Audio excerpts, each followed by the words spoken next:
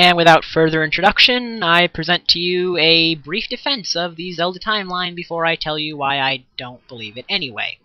Now, the problem that a lot of people seem to have with it is that it seems structurally broken to them, and I do give them credit. It is a pretty interesting argument. The argument that they have is that the origins of the timeline with A Link to the Past and the timeline with Wind Waker, they're the same. The hero disappears for one reason or another, Ganondorf gets sealed anyway, and then he breaks the seal later. But the difference is that in A Link to the Past, the hero, Link, shows up and stops Ganondorf after he breaks the seal. Whereas in Wind Waker, the hero doesn't show up, and so the goddesses just flood Hyrule. Now, to them, it doesn't make sense. Why would the hero arbitrarily show up in one timeline and not show up in the other when the conditions are the same? I would argue that the conditions are not the same. Because there's only one assumption we have to make for the conditions to not be the same in these. And the assumption we have to make is that every Link is a reincarnation of the first hero. And that seems like a very small assumption to make. It seems like almost an obvious, yeah, no, duh, assumption. But regardless, we have to make this one assumption that, I guess, technically doesn't have any in-game evidence for it. Because once we make this assumption, there's a very big difference between these timelines. In the Wind Waker timeline, Link, the hero of time, he ceases to exist because he exits that timeline and enters the Child-era timeline with Majora's Mask, Twilight Princess, and Four Swords Adventures. So Link, mind, body, and, keyword, soul, is gone from the adult timeline. However, in the Downfall timeline with A Link to the Past, sure, I'll grant you, the hero of time died, but lots of Links have died, and they always get reincarnated, right? Yes.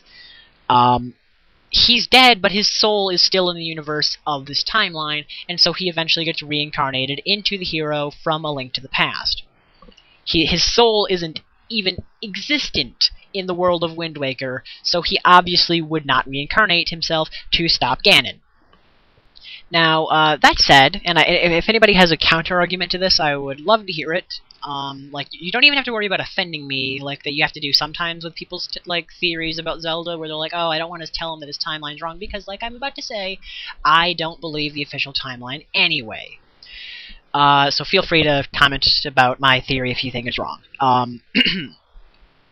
Now, the reason why I don't personally buy into the official timeline is less of a logical argument that people have tried to forge against it, and there are logical arguments against it, but they're less structural arguments and more arguments that go along the lines of well, if you have this game, then how could you possibly have this game after it? Because these events happened in that, and these contradictory events happened afterwards, so blah blah blah blah. You know, stuff like that. So there are logical arguments, and I ascribe to those as well. But the philosophical argument that I have against listening to the official timeline is Death of the Author, which was an essay by some French guy, but broadly speaking, it is a philosophy that you either believe or you don't. And it basically goes that once a work is finished and it is released, and people have read it or played it or watched it or whatever, that's it. That is what you have to interpret. You have to interpret the work itself. You don't listen to what the author's intention was or what they retroactively say about the work. You only look at the piece itself. So we're looking at 16 pieces of artwork, the Legend of Zelda series, and we're asking ourselves, what have we gathered from this? Now, generally, this just goes for oh, what is the thematic implications of this blah blah blah, but you can also apply Death of the Author to non-artsy parts of art, like the literal text of what happened. I'm not the first person to say this. I mean, author John Green believes that he doesn't have any say on what happened after his novels or anything like that, and even Eiji Aonuma, the one of the heads of Zelda right now. If the fan translations of Hyrule Historia that we've gotten so far are anything to be believed, then there's a part of it where he says something along the lines of, this is our timeline that we work off of. It's no more or less valid than anybody else's. Heck, we might even change our minds later. We do that sometimes. You guys can keep making your timelines, and they're not wrong or anything just because we say something different.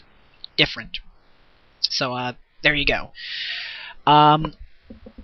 I have some more ideas about the Zelda timeline that I've been thinking about, but this is all that relates to Hyrule Historia, so I hope you guys have enjoyed this or thought that this was thought-provoking in some way or whatever. Anyway, bye.